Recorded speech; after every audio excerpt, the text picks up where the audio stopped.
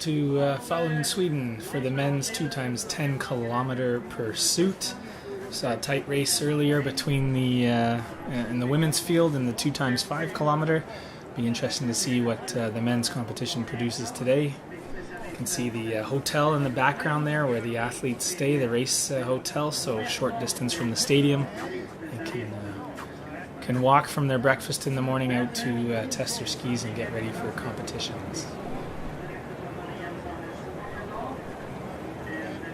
Local pedestrian area in downtown Falun, close to cars, lots of good shopping. The stereotypical red buildings of the region in Sweden, just 2 hours roughly from Stockholm.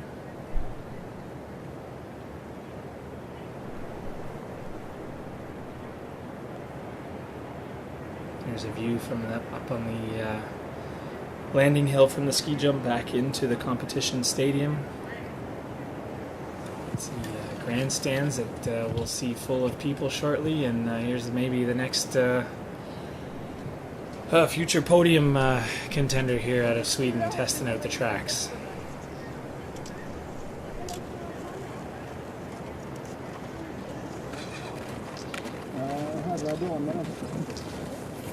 Now that's the way to do it. Movement and style there, nice and warm. Skis on the side. Alright, spectators are on site, checking today's start list. Memorizing names, checking to see who's on there, who's going to win. Toby Unger of Germany certainly has to be a favorite.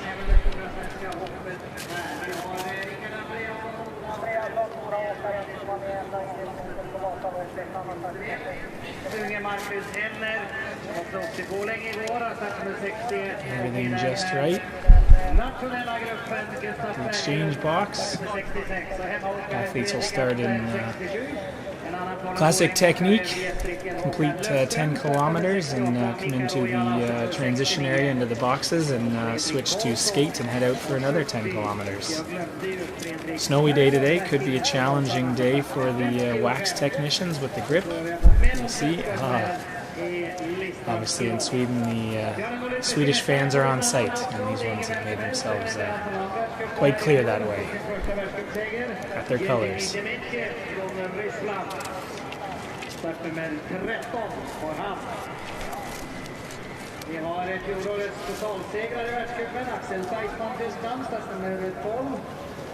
Och vi har den olympiska mästaren på 50 kilometer, i Falun, han startnummer 9. Många starka namn som ni förstår. Vi ser fram till en spännande tävling. Skate skis set. Let's see the pointy tips on those ones. So classic. Looks like everybody's headed off to the start. That last scramble, getting the skis and poles lined up just as they'd like them, so when they come in tired, it's a nice easy transition, or as easy as possible.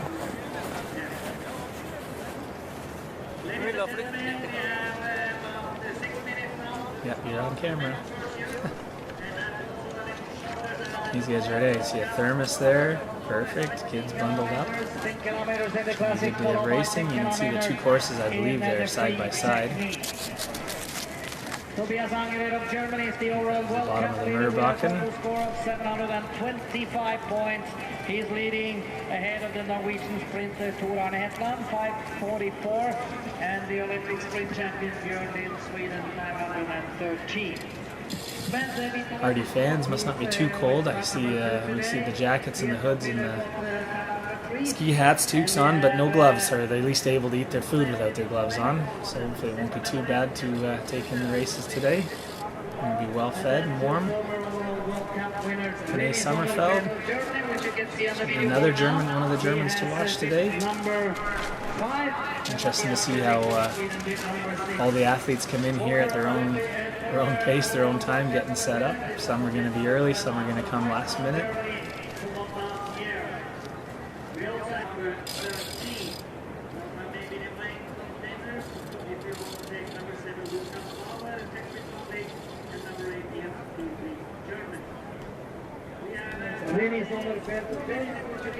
Looked like Vitos.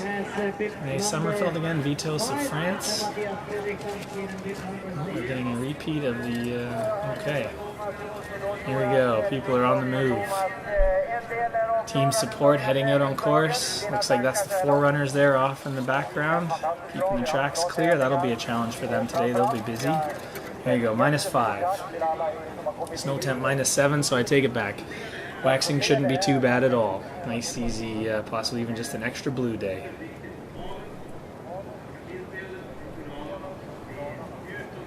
Profile of the course.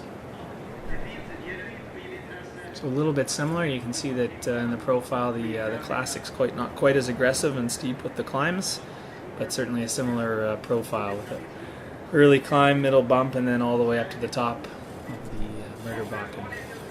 Fun back down. So 3.3 kilometers, so 3 laps each, both techniques.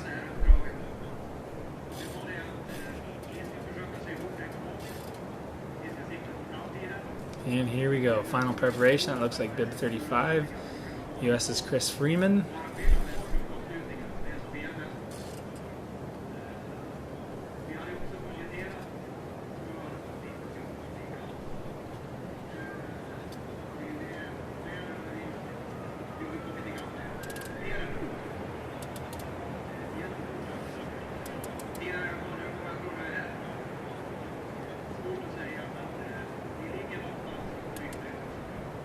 Here's your start grid, skis all laid out.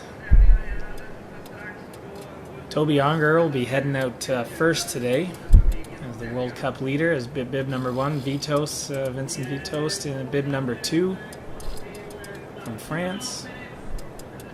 Pietro Pillar-Cotterer will be headed out bib 3, there we are.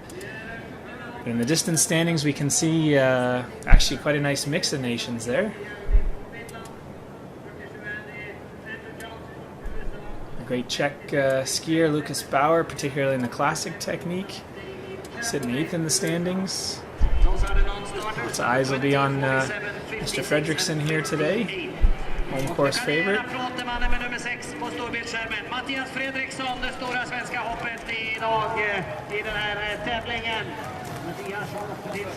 There's Vitos, Unger in the yellow leaders bib.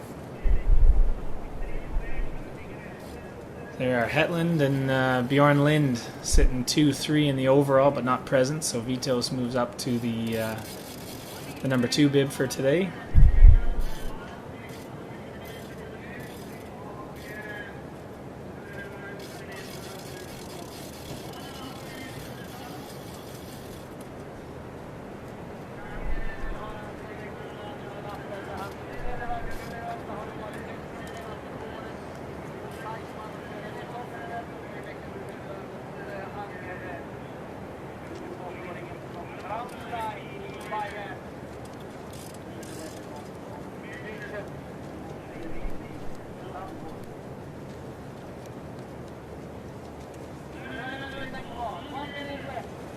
Bib 25, Ivan Babakov of Russia. If I could see into the future, I would guess that he ends up racing for Canada at some point. Alright, we're getting close. Skis are moving. Make sure that snow isn't stuck into the grip wax already. Don't want to have that awkward first step crash. Go to Estill, bib 4. So we got the chevron start here, heading out like an arrow. Looks like 5 lanes. I assume we'll soon see it cut down to 3. The scramble zone in the middle. There's Mr. Bauer, checking the time, making sure he's in the right spot. Alright, cameraman's hustling.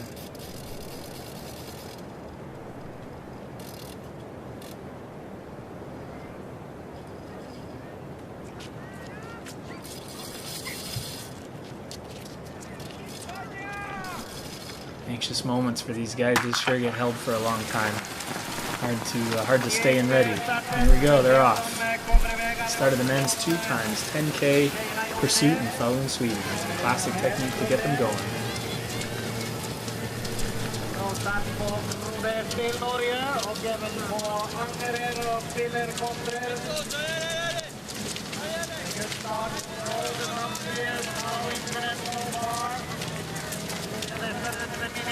Amazing to watch the different groups go. Cotter already into the long diagonal stride, and Unger and Estel still holding that kick double pull, and Fredrickson on the outside the same.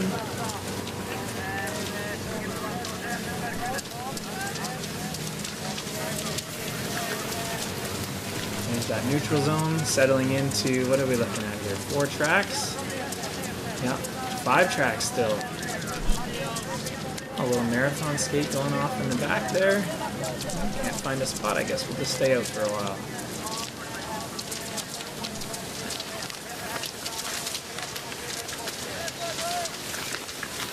I guess when the snowmobile stops, you've got to get yourself back in towards the track then. That solves it.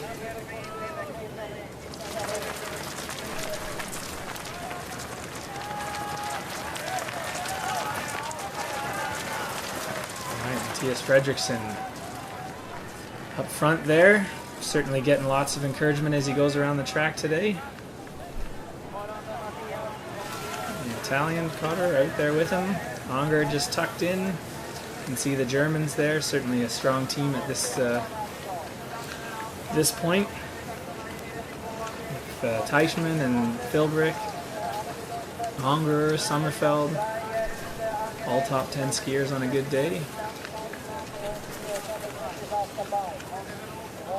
Doesn't appear that anyone's having any wax trouble at the moment, but we'll see here. Lots of climbing to do still. Early parts. All right, having a look again. Hit them to start here.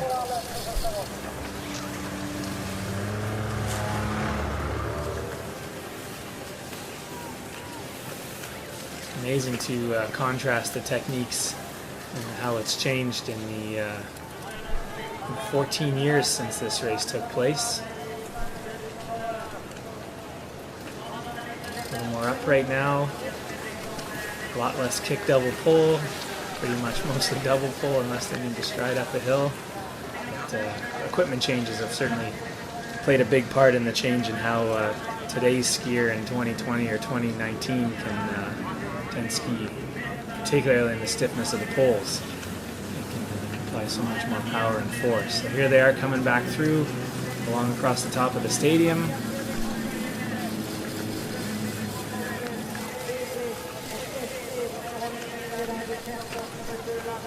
Fields all still together.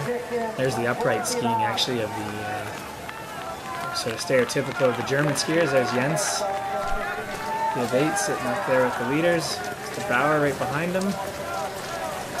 Estel. Good mix of skiers. There's Vitos.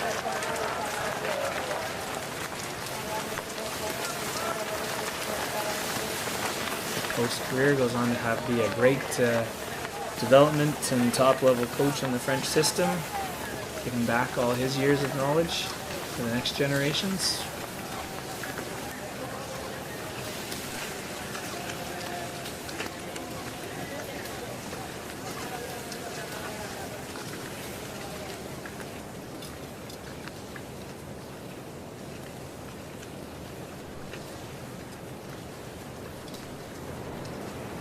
Amazing. Have to imagine today's athlete would double pull through that section, solidly through with striding.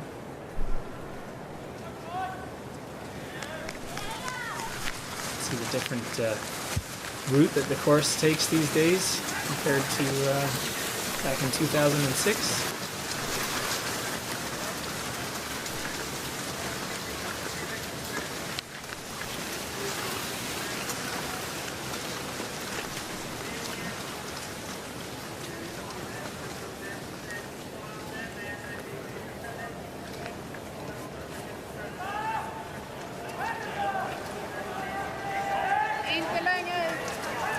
Team staff on the side there, getting looking for their athletes to pass along the update, giving a shout. Yeah, certainly could be challenging for those guys that are at the front of the group here. You can see there's still snow in the air. If the forerunners have been able to keep the fresh snow out of the tracks, otherwise These guys up front are grooming for the rest. There's a young Marcus Hellner back in bib 61. A name that will become a little more known in the coming years.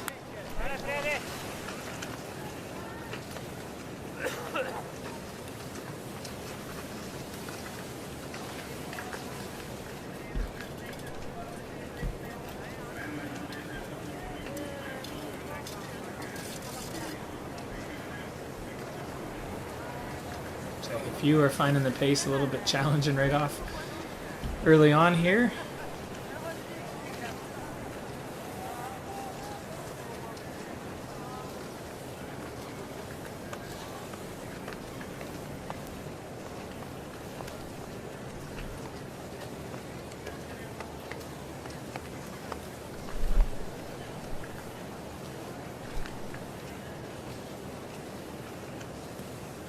Slow-mo of the guys here as they're waiting for the field to get through to the next camera position. Should be seeing them any second here and they come into view. There they are. Kommer.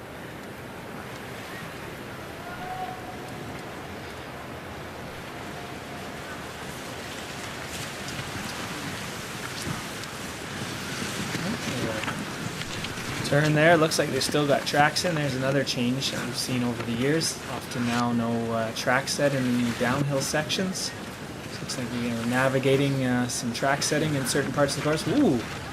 Almost a fall there from one of the Italian skiers. Can't quite see which bib it is. Number 3 early on in the field up there, the yellow hat. I should have memorized who that is.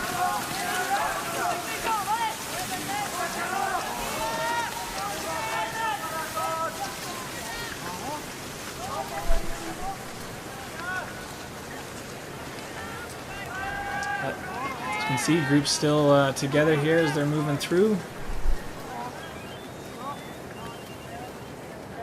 Back down the long field off the top end of the stadium. Coming back into view here for the spectators. Look at that low tuck.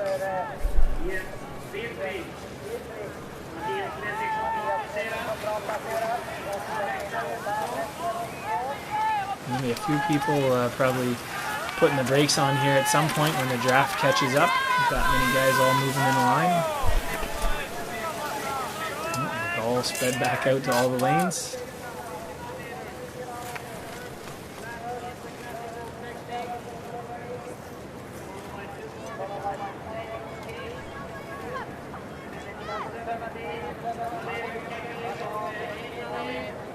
That's Valerio Kecki out front, leading everybody back into the stadium. That's what looks like Philbrick still tucked in behind him.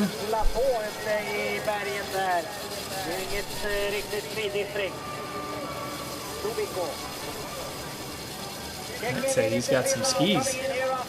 Impressive, able to stay out in front like that without the whole group coming around him. Lapping through the stadium. Heading back out, 2 to go on the classic technique before they'll switch to their skate skis, a free technique, final 3 laps.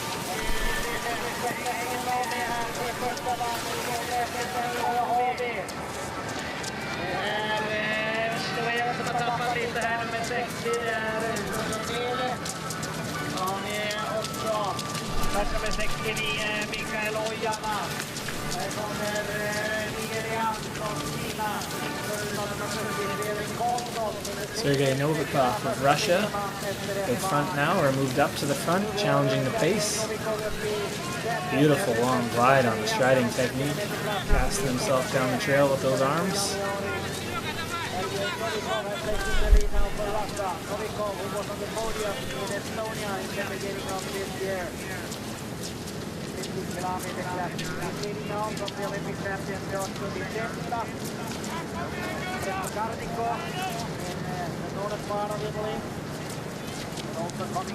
Giorgio Vicenta sitting in there behind him, seeing a bit of a mix at the little change up at the front of the field here.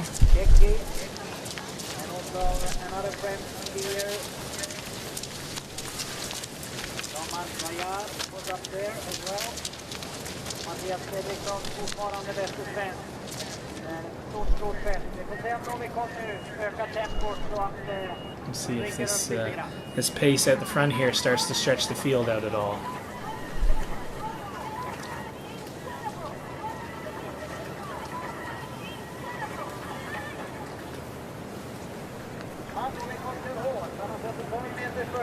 Toby Unger certainly looks comfortable back there in 5th place at the moment.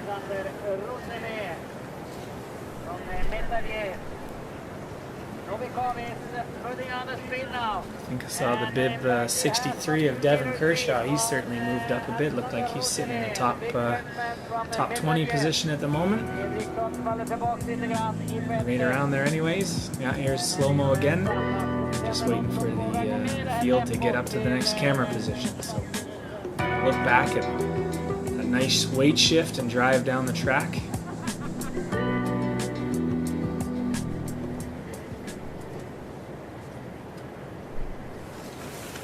Having a look to see if everybody's coming with him. My guess is they'll let him ski off front here for a little bit, and when it's go time, bring him back in.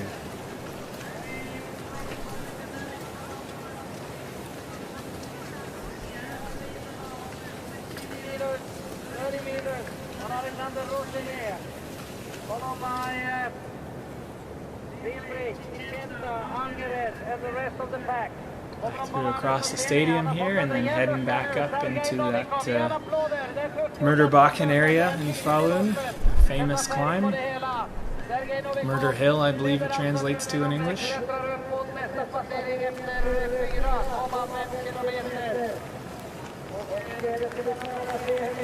I would say they've picked it up a little bit. This looks a little more dynamic than the first go around. Let's see who can match it. A little more urgency coming out of the chase group there.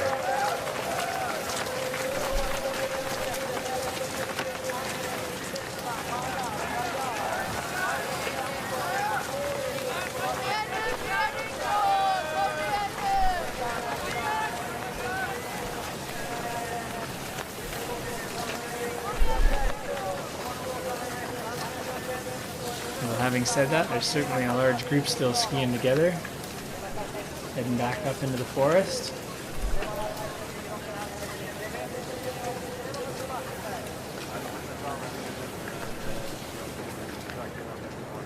And so often we've seen over the years the pursuit start event ends up basically becoming a mass start skate.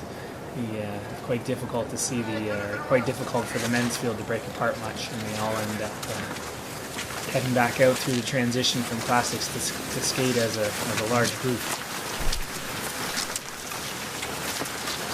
This pace can put the field under pressure, so it's a little bit smaller group when they head back.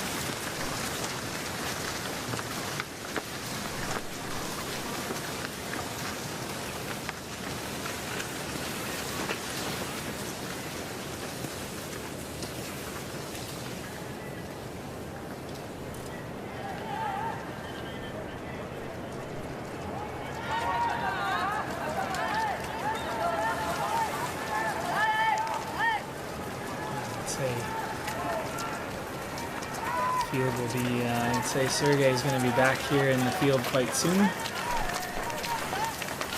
Probably coming off the long downhill, he'll get reabsorbed into the pack. Let's see who wants to do that next on the next lap.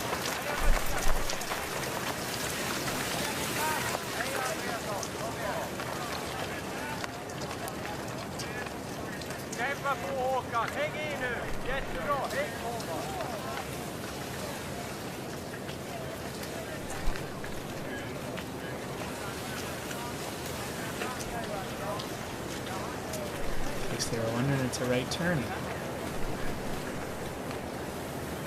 Looks like everybody saw the sign.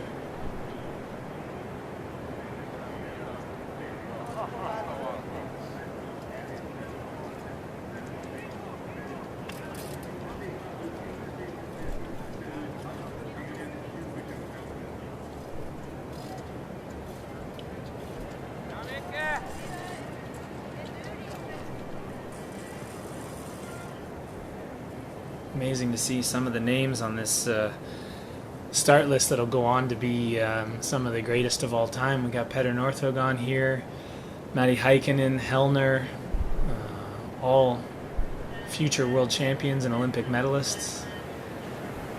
Ivan Babakov, who I mentioned earlier, racing for Russia at this point, goes on to be teammates with Canada's Devon Kershaw when Ivan becomes a skier for the Canadian national team.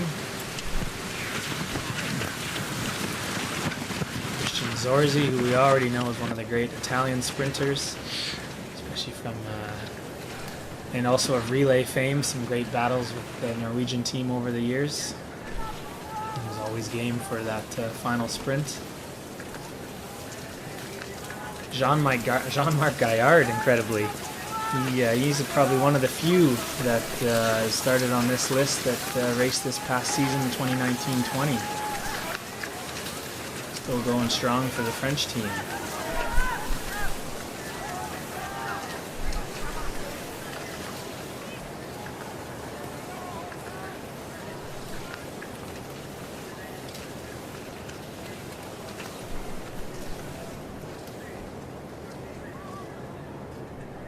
Alright, here they come back into the stadium. Long downhill in. And they will lap and head out one more time in the classic technique. Lots of shuffling here. Corner inside track. You can see her, over the years, the decision to remove the tracks and spots in the downhill. So it can be challenging to try and stay in the track sometimes, especially with tired legs on a sharp corner. With some speed.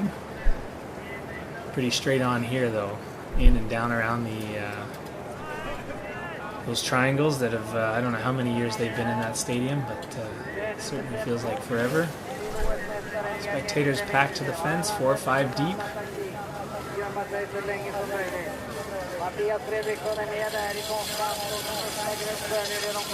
Just parallel actually to the finish stretch. See the guys here, they're going to do a left turn and head back out.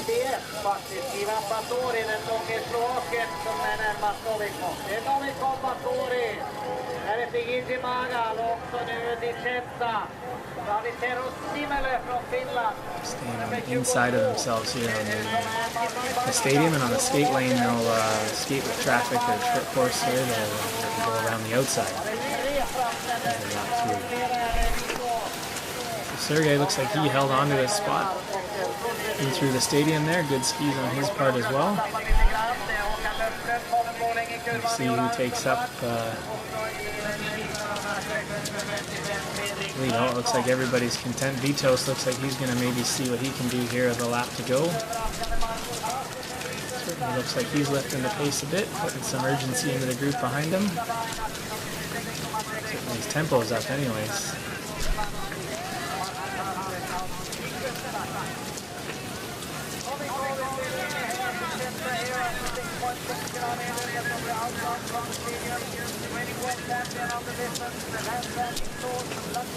So they're going to take it back again. Field looks pretty comfortable in there behind him. Maybe just Vincent, his style.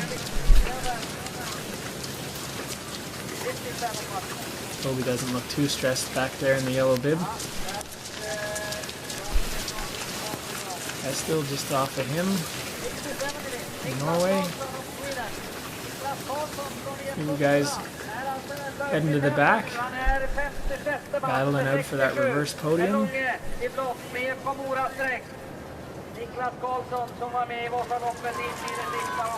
Nice shot of the out tracks and the in tracks when they come back in side by side.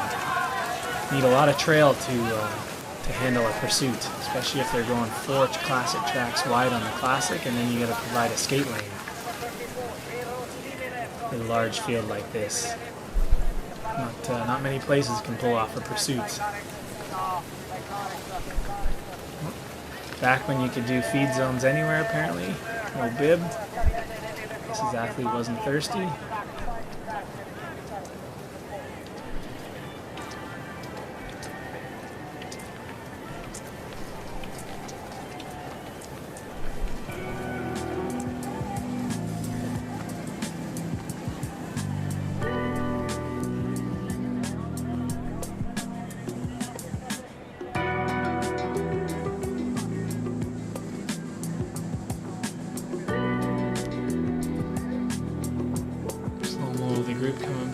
the stadium at the end of lap 2.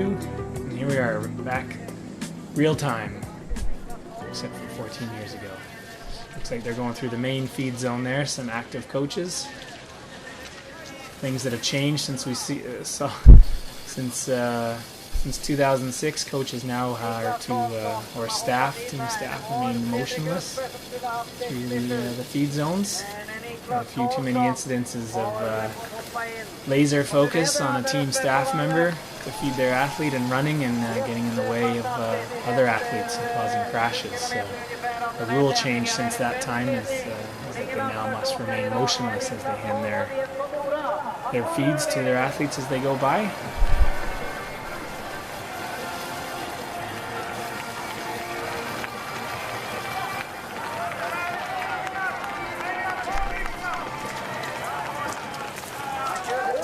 So we got another change at the front, bib 67. Who we got there? Nicholas Carlson, Sweden. And feeding off Ocal. There's a shot of Petter Northug there. He's up into the leading group. Somebody that we'll know is always dangerous in the mass start events. Don't want to be anywhere near him with a few hundred meters to go.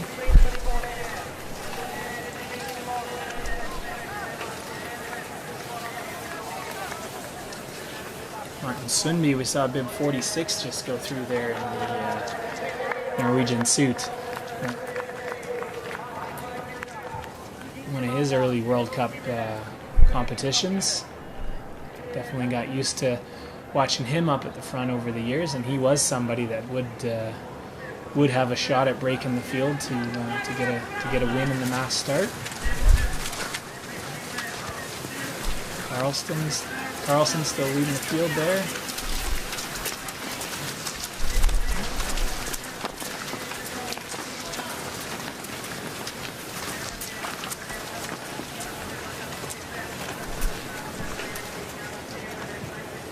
There's Helmer, 61. Is that right?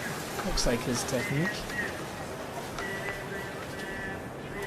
Goes on to be world sprint champion 2011. Yeah, it was bib 61, Helmer, right? Steals the Norwegian glory on that day. I'm sure it made the Swedes quite proud with the World Championship in Oslo. Speaking of Devin Kershaw, he goes on to be a world champion. The same World Championships in Oslo 2011 with Alex Harvey.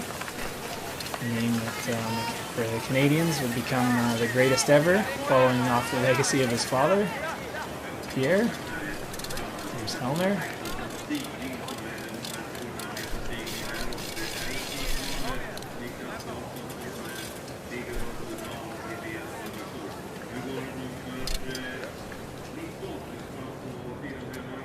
Bib 46 just behind the rankings there. That was Sundby.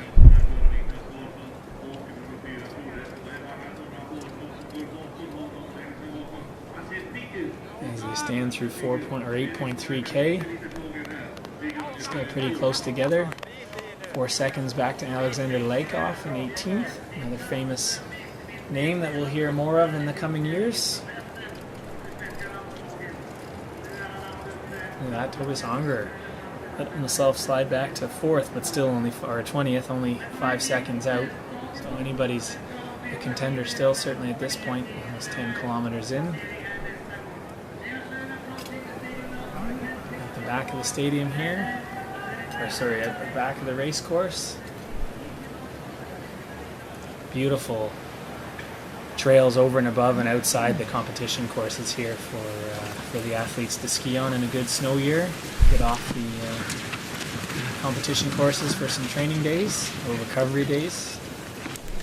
Heavy racing at this time back here. They 3 locations just this week alone in Sweden, and then off to Norway, almost like a tour style setup.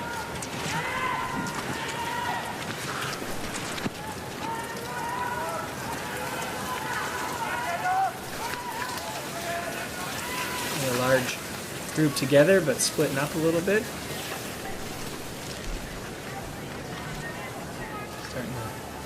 We'll have a little more gaps between the field.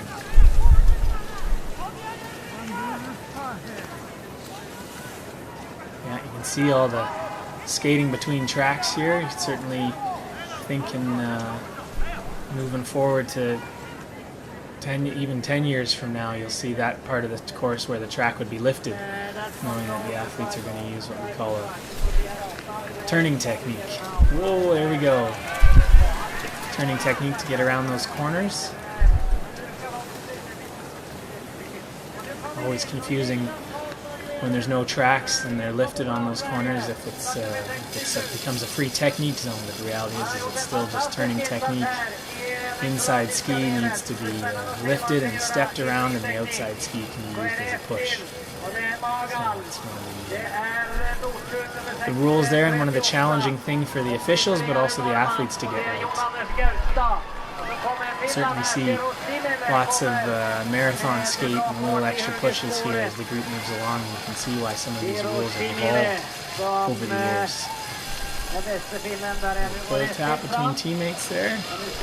Big pull tap. Look at that little push. 10 kilometers, they will change the skis now. Through there still the Olympic silver medalist is leading. Right. Ahead of Niklas Karlsson. 10K over here, we're going to see the guys come off the corner, and they actually will get into a free technique zone, and they will be able to, pull straps coming off.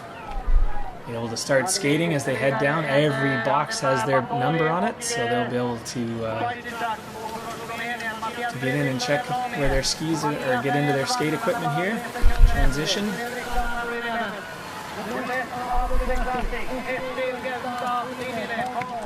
Poles will suddenly feel like they're 10 feet tall after skiing right away with, nice smooth transition there from Esto.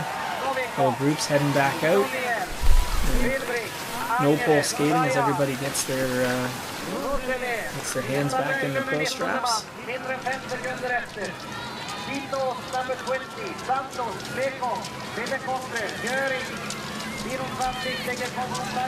Fredrickson here back up at the front of the field. Strong skater.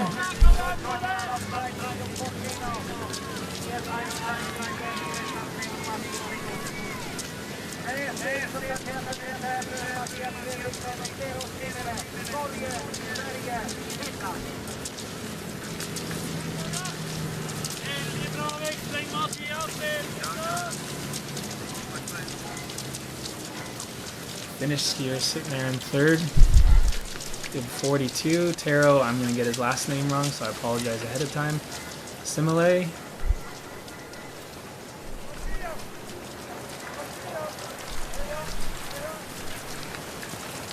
Hanging on, you can just see the classic tracks there. Field, offset technique.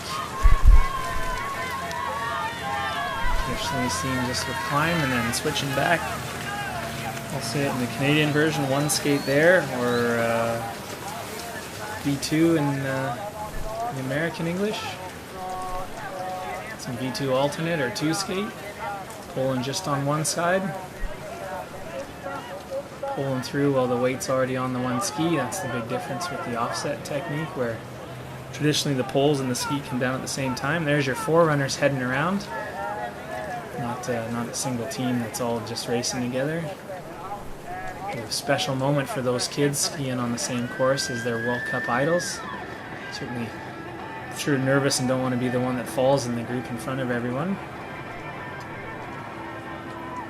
Looks like the snow's let up a little bit, definitely flakes in the air still, but not as much of a concern. But the skate course also hasn't been skied on now for the whole period that the athletes were doing classic techniques. So forerunner's certainly important to make sure the conditions are fair. There they are, their big moment. Wonder if any of these guys will become names that we'll know. Skiing parallel on a different course to the men's field. There we go, men's field, they come back here across the top of the stadium. Here they actually, on the modern day course, would be curving up onto that first climb on the sprint hill. Packed infield as we've gotten used to seeing here in Falun. Great spot to see the athletes coming from a few different spots. FIS Fredrickson, no doubt receiving the cheers from the crowd as he goes through. You can can see the athletes that sort of survive one technique in order to be able to be in there for the next. Certainly some are better at classic than skate and vice versa. Jumps at Petter Northug there, bib 38. See guys keeping longer haircuts back there, some hockey hair coming out of the back of the hats, including Northug and Fredrickson.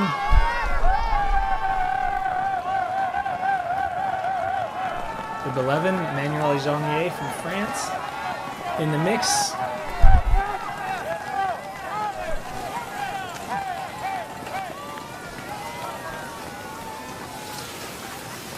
Jon Anders Gaustad of Norway, he's moved up as well. Bib 18. Looks like a young Eldor Roning maybe. I'm sorry, I didn't catch the bib as he went by. Certainly some names will be very familiar, as a commentator saying, over the coming years. Starting to see this field split up here. Some of those guys that were just trying to hang in there on the classic leg haven't found their legs yet, transitioning over to skate. Looking around. Oh, that lets us back to the classic race there. Taking us through transition. Look at that, the grandstands are empty. Nobody wants to sit at the finish. I wonder if we'll see those packed one more lap from now as the folks out in the forest to make their way back in and to catch what should be an exciting finish here. Usually the men's, well, and we saw it in the women's race, tight right to the line. And I suspect looking at the field right now, that'll be the case. Look at that, the low hands on these guys. Not standing up tall, feet not necessarily coming back together underneath them while they push, as we see as the years move forward here. Lots of V2 alternate or 2 skate pulling on one side, over and back again. If we could overlay what they'd be doing 13 years later, would we be seeing pulling on both sides, double time, 1 skate, V2, depending on how you call it. Obviously, if it's in a different language, you say it different than that too. There's the traditional climbing technique with that offset hand, also known as offset. Pulling on both sides, but boy, look at how they don't stand up. Tips back, pushing long out to the side. Boy, you can really just, amazing to see the technique, how it's changed. And certainly equipment goes a long way. The boots are going to change.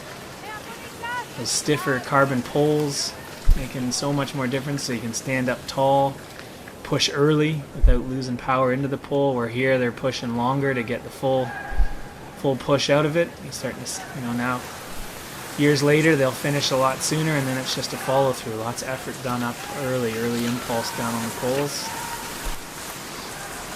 Stretching out into a long snake here on the skate leg.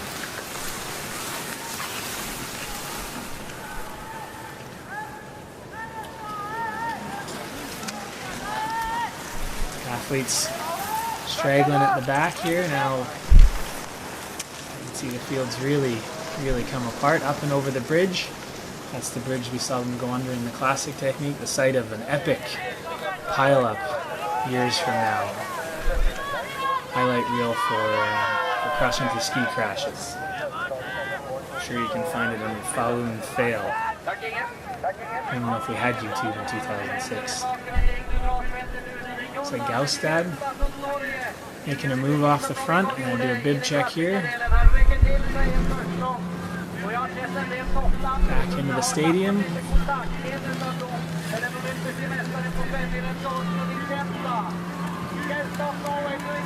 That's bib 18 there. Apologize, I don't recognize who everybody is.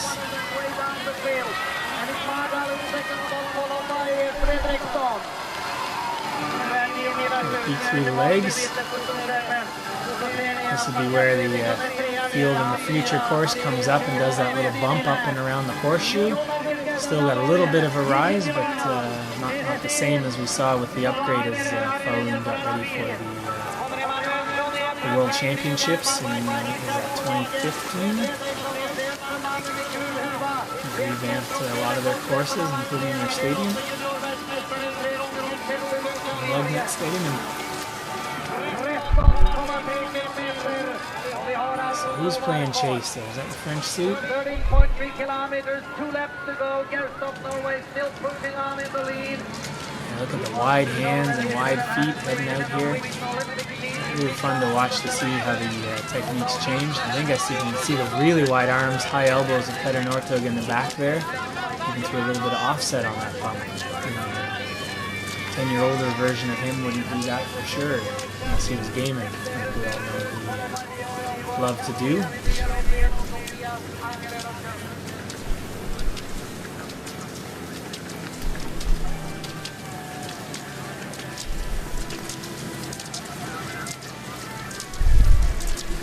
Longer sitting there in 5th. Not super interested in doing a whole lot of work out front today, but never far away from contention. So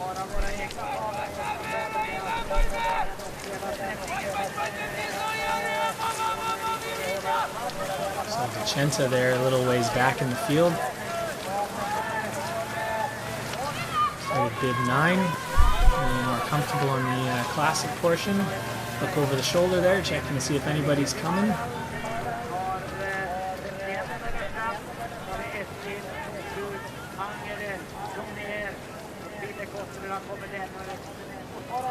As you're in the McGill, the Czech ski team there sitting in 2nd place.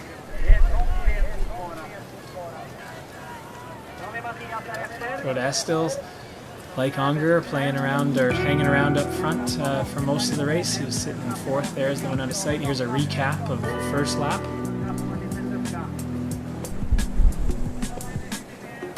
Taking a feed, yeah, look there you can see the coach running down the side of the course. We're giving him a find in today's competition. Or actually, when I say today's, not back in 2006, but in current times. Stad leading the field back through the stadium after the first lap. There's looks like, is that Yuri behind him there? Yeah. And now we're back to real time.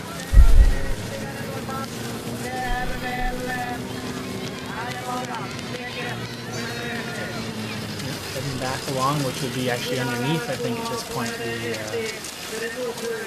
Where they transition up that sprint hill, as we would see during the 2015 World Championships.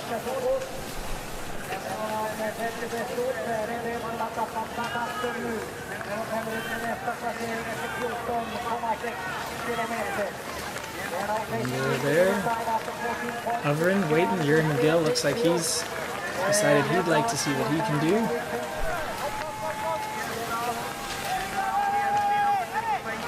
The Cotterer, that yellow toque. Should have realized it was him. I think he always wore a yellow toque. Look at that, look how low they're staying in a distance race. Sort of more commonly seen in a sprint competition. Here will be a timing point. We'll get a Wiesmann half arch. Start to see where everybody's sitting. Northug there in 8, 6 seconds back. These guys will learn that's not far enough back. 5K to go.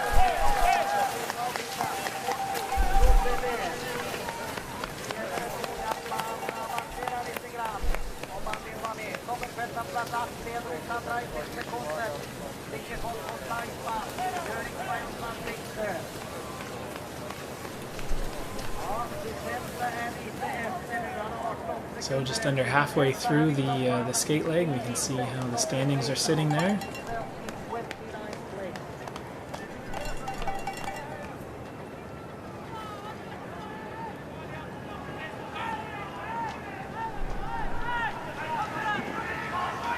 Team staff there ready to give splits or provide a pole if broken. See their radio packs over top of their bibs so they can send word uphill or up the trail to the next spot, giving updates. Looks like the German team staff is doing just that. Certainly lots of Germans in the top 15 today, along with French and Norwegians.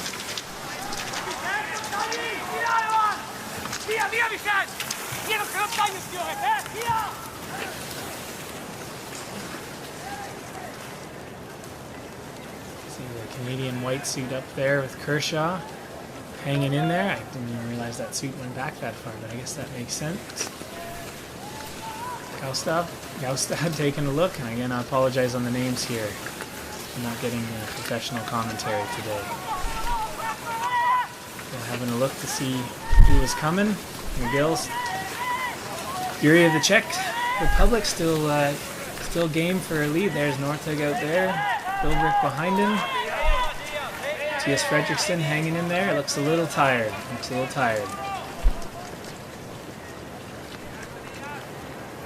see whether he'll be able to hang on to that top 10 spot or close. Vitos hovering just a little bit behind him.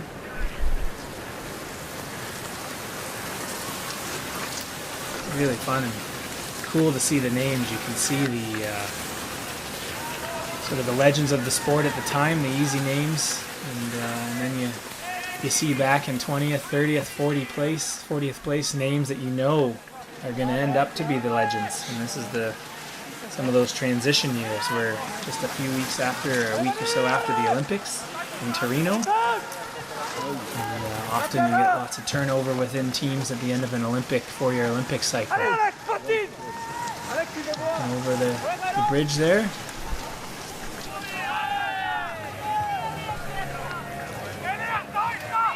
And I personally can't remember who retires at the end of this season, but we certainly see some of the names of the future if we look at the Norwegian team with Sundby in there and Northug and Estel towards the end of his career. Yelmaset, I think I saw his bow-legged style back in there, and then the Elder Roning in there who skis for a bit longer. And you got the German crew with Angerer and Eichmann and Filbert, names we'll know for years to come. Sommerfeld, a bunch of those guys go on to finish great careers, but also get back involved in the sport. Sommerfeld we'll see as a ski service member with the German team. Eichmann as well.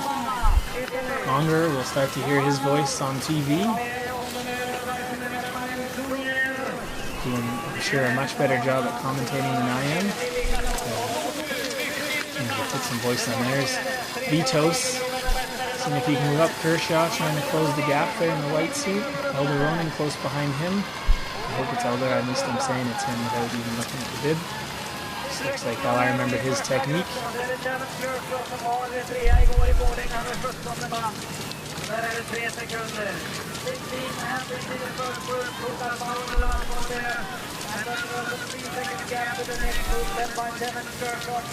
Cutter. Up front now with Yuri.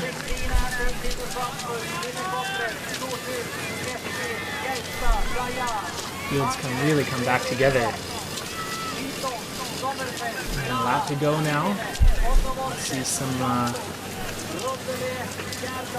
I'd be surprised if anybody tries to get away now, but certainly some of these guys know that they aren't the sprinters that some of the others are. So they're gonna certainly see if they can put some fatigue in the legs of these guys that are more sprinters that have maybe just been trying to hang on for that close sprint finish.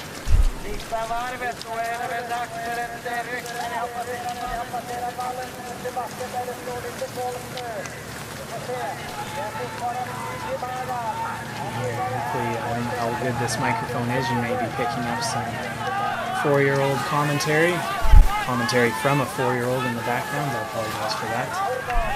Commentary booth isn't soundproof.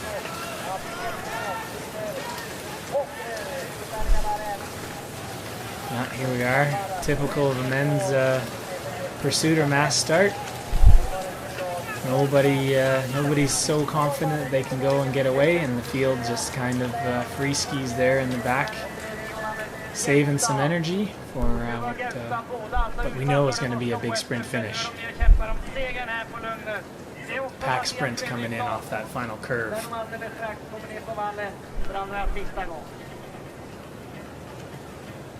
Getting a look at the standing there. Oh, my apologies. We're not on the last lap yet. There through 16.6. So 1 lap to go still. So these guys, some of them, if they've got the legs,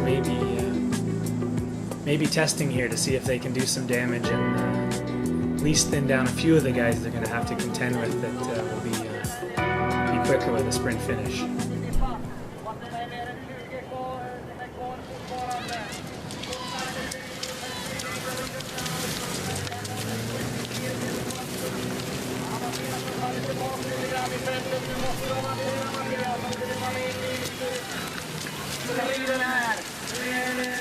Across the top of the stadium here, up the Murderbakken one more time, and man, I'm not clear on what this course was like at that time, but certainly this camera angle doesn't, or these camera shots don't do any justice to how big a climb this is. And, look at the guys here.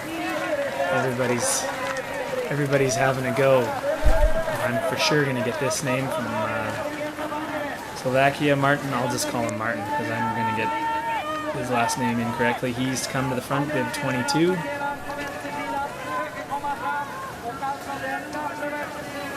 Whoop, looks like he got his pole stepped on there. Yuri's still leading the field. Teichmann coming up on the outside.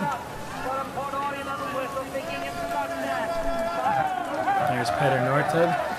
Lindgren waiting. That little double pole there. He lost his space, but obviously wanted to stay up. Here's the 3 Germans there moving up. Estel, jeez. There's 5 Germans there in the top 12, it looks like. Gaustad, our leader there for a while, getting a bit tired. Yelmaset doing what he can. Not known for his necessarily his sprinting, and definitely a great classic skier. Fredriksson, Vitos, falling back. Unable to challenge this pace. Or to hang with it, I should say.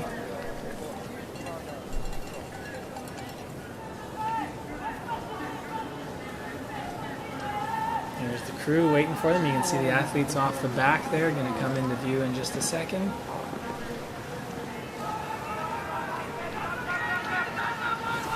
Oh, my apologies. I was looking at the group off the back. They're down and up and around here.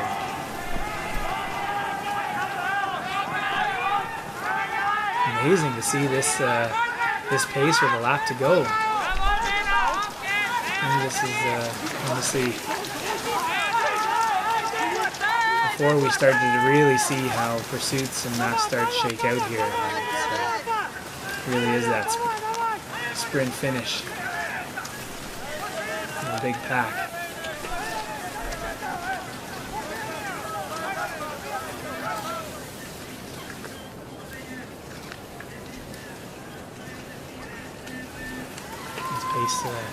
Pace here at this point will certainly do some good for getting a smaller group. Not small enough that it's going to be easy to find your space if you're back outside the top 5 or 6 with a K or 2 to go. We've got that long downhill finish into the stadium. Eichmann having a looking around, checking to see who's there. Petter Northug sitting up in 3rd.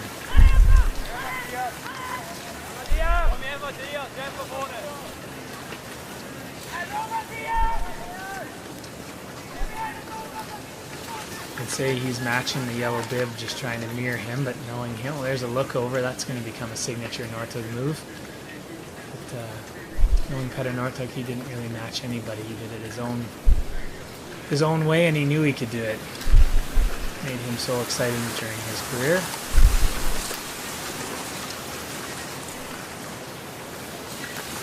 If you recall, I think he wasn't named to the Norwegian team in 06. I'm sure everybody watching this knows it better than I do, but I think he had some choice words after one of his wins when he wasn't reminding everybody that he wasn't named to the team.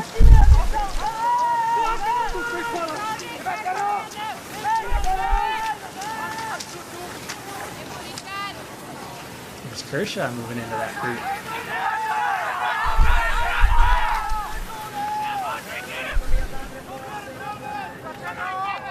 Fantastic classic skier for Canada, or at least that's where he was best known for a while, leading off the men's relay team.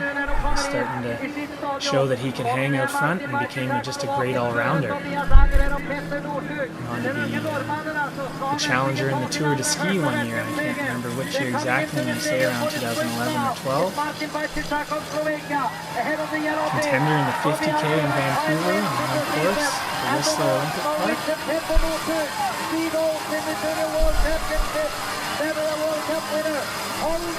Alright, so my apologies. I really wasn't paying attention well. This is the end of it here.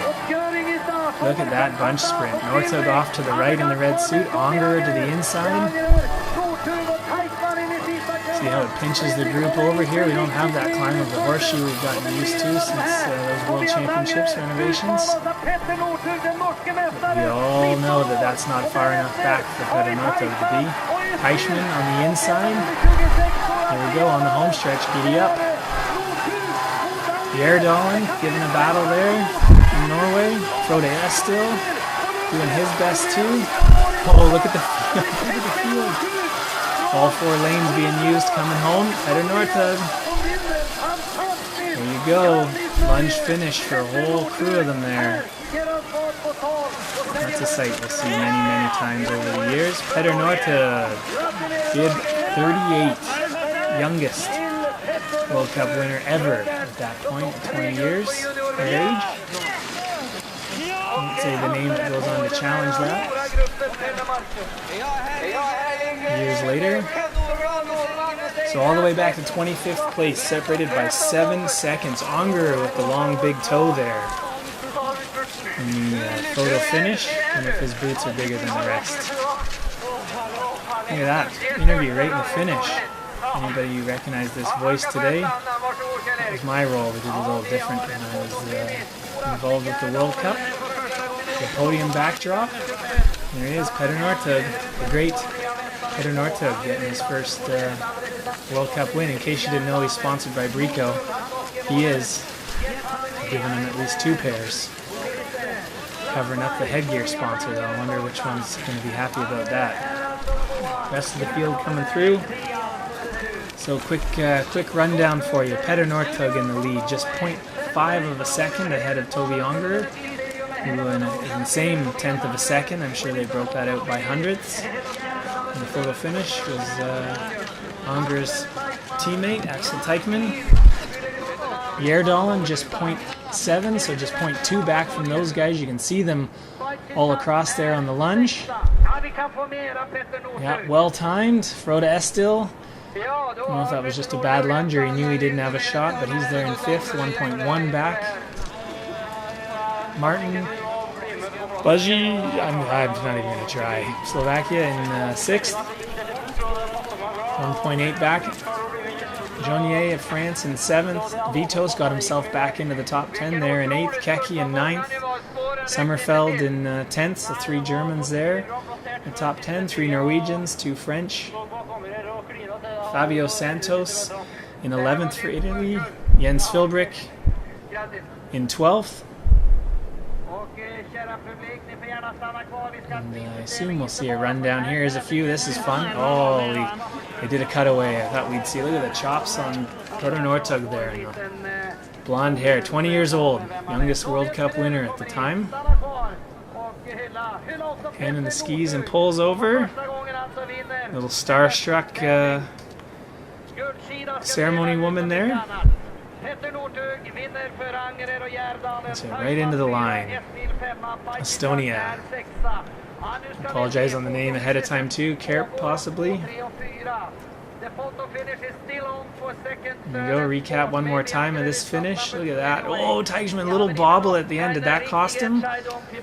I missed that on the way through. Look at that. Oh, Ongerer. It's always hard to know with the camera angle, but I would say Teichmann weak on the lunge there. Really stretched out by Ongerer, and it did it. Pretty tall looking Teichmann there. We already knew he was tall, but definitely not the stretch of the other 2 guys, but enough to hang on there for the bronze medal position.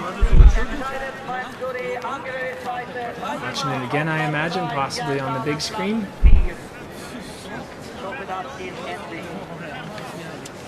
Got 2 pairs of skis, the pair he raced on, and the pair they'd probably like him to go up to the podium with. I don't know what the routine was back in 2006.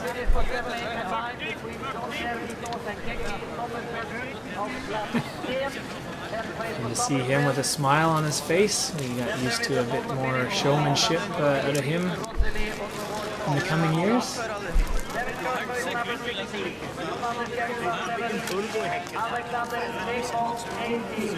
Chat with countryman Estel. He was good for 5th on the day. There's actually Teichmann, Sommerfeld.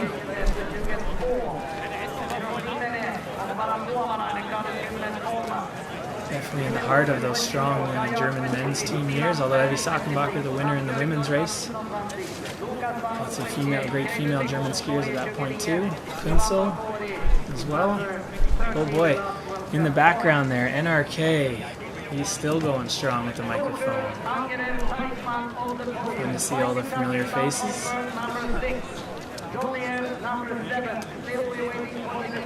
Alright, who we got coming along? Just a name in a second. Wolfstrom, must be maybe Nations Group. I didn't see, I missed the country real quick there. Maybe Nations Group out of Sweden.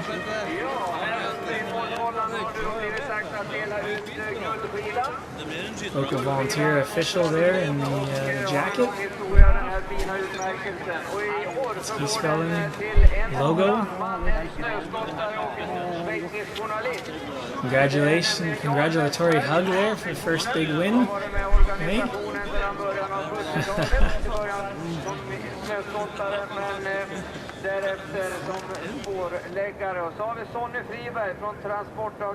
All right, Petter Northug, youngest ever World Cup winner.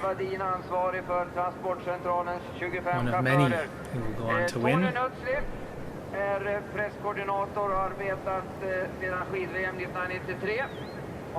You can see him win sometimes going across backwards or sideways, or for sure turning the other direction as he goes across. This was one of the true Finnish sprint wins for Northug, where he went right to the line. But, you know that confidence builds as he goes. So see the asterisk beside the names there through the top 4. I'm guessing that denotes a photo finish back in the day. Now we'll just see a PF beside it. Photo finish 1, 2, or 3, depending on how many were in it. Cameraman realized he was in, or volunteer course marshal there realized he was on the shot. Looking back down to Bugnet Stadium, and then there again is the race hotel where all the athletes will stay at the Scandic, shaped like a ski jump. Ski jumps that we're currently looking at here, dug right into the mountain there. Kind of a neat perspective when you're up close there in the landing. And those jumps will only get bigger as they are renovated for the 2015 World Championships.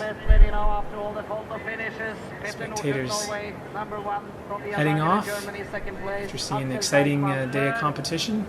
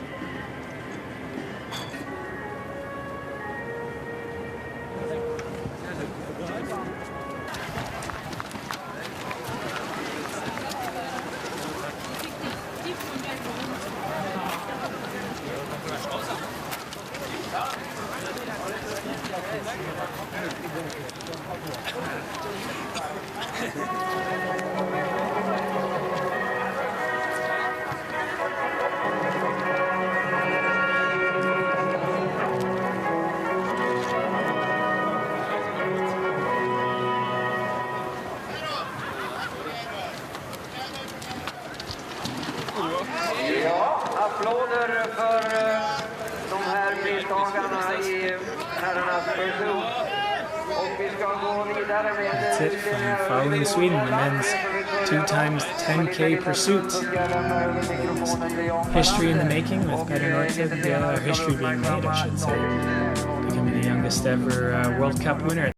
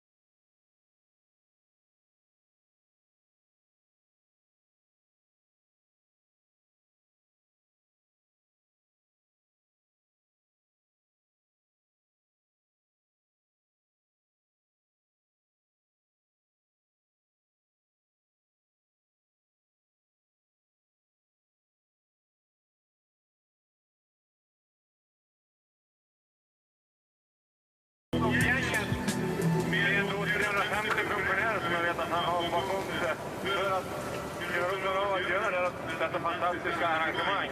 Jag vill, Thomas, och filmförbundets vägnar, tacka er så mycket.